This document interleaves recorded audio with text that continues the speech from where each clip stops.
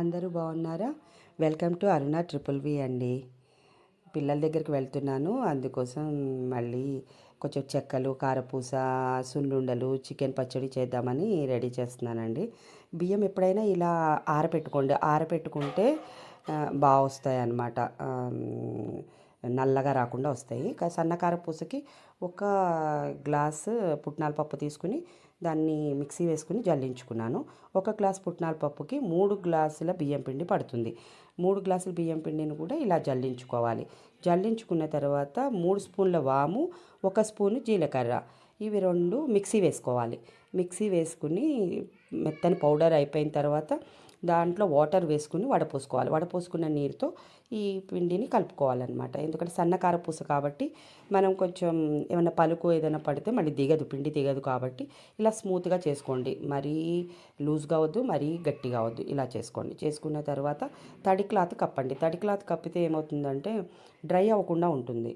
So తర్వాత ఇది చూసారా, మన కారపూస చేసుకునేది చాలా ఈజీగా ఉంటుందండి దీంతో చేసుకుంటుంటే.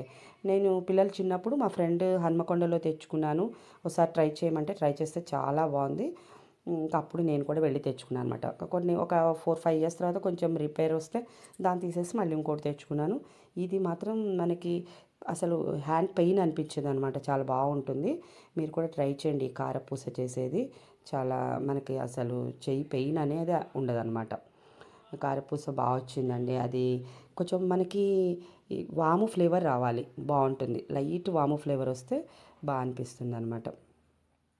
ఉప్పు ఒక కేజీకి 2 స్పూన్లు సరిపోతుందండి. ఉప్పు చాలా బాగా వచ్చాయి. మీరు కూడా ఒకసారి కంపల్సరీ ట్రై చేయండి.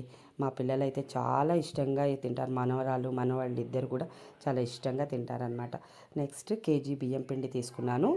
దానిలోకి 1 స్పూన్ జీలకర్ర, 3 స్పూన్ల ధనియాలు, పచ్చిమిర్చి, అల్లము, ఇవన్నీ పేస్ట్ చేసుకోవాలన్నమాట.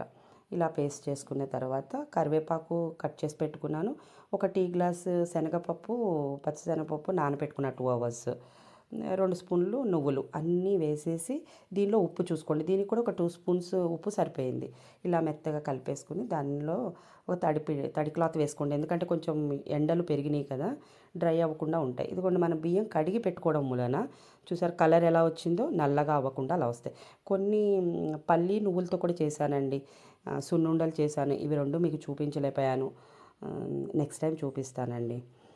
ఇంకా నెక్స్ట్ పచ్చడి కూడా చేశాను కదా, ములక్కాయ పచ్చడి, ఉసిరికాయ పచ్చడి, నెక్స్ట్ ఇంకేంటి క్యాలీఫ్లవర్ పచ్చడి, దొండకాయ పచ్చడి కూడా చేశాను. నెక్స్ట్ చికెన్ పచ్చడి కూడా చేశానండి. అది కూడా మీకు చూపించలేకపోయాను చికెన్ పచ్చడి. నెక్స్ట్ టైం కంపల్సరీ చికెన్ పచ్చడి అయితే చూపిస్తాను. చాలా బాగుంటుంది. నేను చేసే స్టైల్లో మీరు చేసుకుందరు కానీ చాలా బాగుంటుంది. ఇవన్నీ పిల్లలకి ప్యాక్ చేయాలండి. బాయ్.